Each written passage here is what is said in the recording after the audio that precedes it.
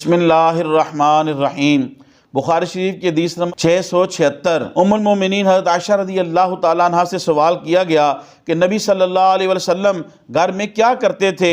انہوں نے کہا آپ گھر کے کام کاج اور گھر والوں کی خدمت میں مشغول رہتے تھے، پھر جب نماز کا وقت آتا تو نماز کی طرف چلے جاتے۔ معزز خواتین و حضرات، اس حدیث پاک کے اندر ایک تو یہ بیان کیا گیا کہ انسان اپنے گھر کے کام کاج خود کرے تو یہ سنت مصطفیٰ بھی ہے۔